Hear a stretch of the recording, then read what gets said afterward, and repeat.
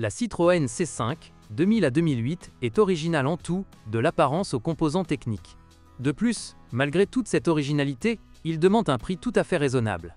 Diriez-vous qu'une voiture française d'occasion, avec toute son originalité et son bon marché, n'est pas la meilleure option d'achat? Peut-être.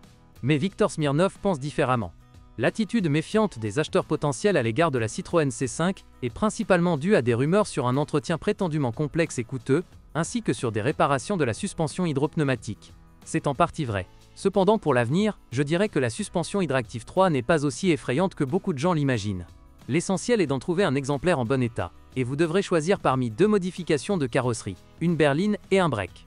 La voiture était initialement équipée de moteurs à essence de 1,8 116 chevaux et 2,0 litres, 136 et 140 chevaux, ainsi que d'un V6 de 3 litres, d'une capacité de 207 chevaux.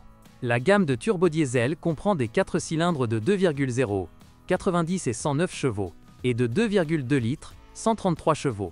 La transmission standard est une manuelle à 5 vitesses. Une automatique à 4 vitesses est disponible sur demande. Depuis 2005, la gamme de groupe motopropulseur et de transmission a quelque peu changé. Solide à l'extérieur, la Citroën C5 est très spacieuse à l'intérieur. Il y a beaucoup d'espace à l'avant, et il y a suffisamment d'espace à l'arrière, et il est confortable de s'asseoir grâce à l'absence de tunnel central, donc 3 adultes y sont assez à l'aise. De plus, la berline est pratique et spacieuse. Avec les sièges arrière rabattus, le volume du coffre est de 1330 litres. Le break C5 Break accueille 1660 chevaux. L'équipement sur un French d'occasion vous plaira également. La norme Citroën C5 comprenait l'ABS, 6 airbags, des systèmes antidérapants et anti-patinage, la climatisation, des vitres avant électriques et des rétroviseurs chauffants. La version SX disposait déjà d'une suspension hydropneumatique, de vitres arrière électriques, d'une climatisation, d'un ordinateur de bord et de phares anti-brouillard. Certaines versions ont été complétées par des jantes en alliage, un servomoteur pour les sièges avant, des lave-phares au xénon et un régulateur de vitesse. La C5 avec V6 était à l'origine équipée d'une boîte automatique à 4 vitesses.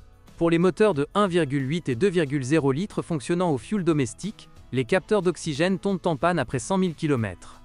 Les pots catalytiques résistent en moyenne une fois et demie plus. Le groupe à risque est traditionnellement constitué des bougies d'allumage et des bobines d'allumage. Les vibrations lors des accélérations et des freinages seront signalées par le support moteur inférieur. Il est recommandé de nettoyer le corps de papillon et la soupape d'air de ralenti tous les 2 ans ou après 50 000 km. Les radiateurs fuient à cause du sel et des agents de dégivrage. Mais les V6 sont assez fiables, bien qu'ils soient sensiblement plus coûteux à entretenir que les 4. Sur les turbodiesel, les pompes à carburant haute pression et les injecteurs s'usent avec l'âge. Dans la suspension avant, les jambes de force et les bagues stabilisatrices durent entre 50 000 et 60 000 km. Les roulements de roues durent un peu plus longtemps. Des rotules et des cils en bloc de levier suffisent pour des centaines.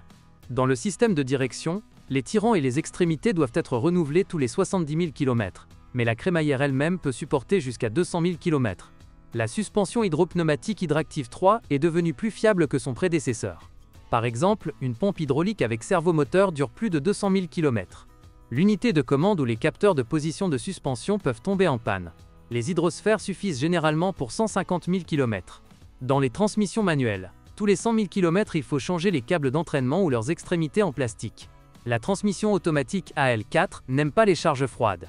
Au bout de 100 000 km, le bloc de valve hydraulique est généralement rendu.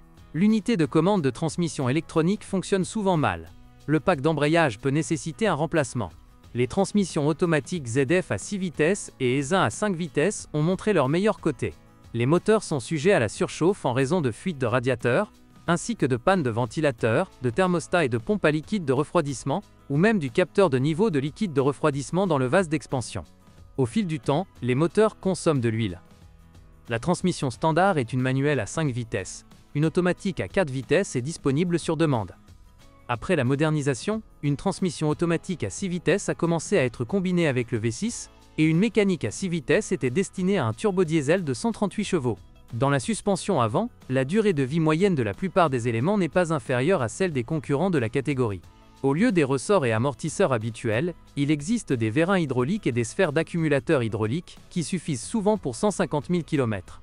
La suspension hydropneumatique Hydractive 3 contient un fluide LDS spécial, qu'il est recommandé de changer tous les 60 000 km. La pompe hydraulique est entraînée par un entraînement électrique et dure jusqu'à 200 000 km. Dans la suspension arrière, les roulements à rouleau des bras oscillants s'usent après 100 000 km. Si vous entendez un grincement et un léger cliquetis venant de l'arrière de la voiture, changez immédiatement ces pièces. Sinon avec le temps elles casseront les sièges, et vous devrez alors acheter de nouveaux leviers. La carrosserie résiste adéquatement à la corrosion, car sa peinture est très résistante.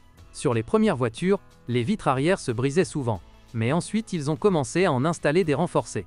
Le pare-brise au contraire est mou et s'use rapidement. Le moteur de la laveuse ne dure pas longtemps non plus.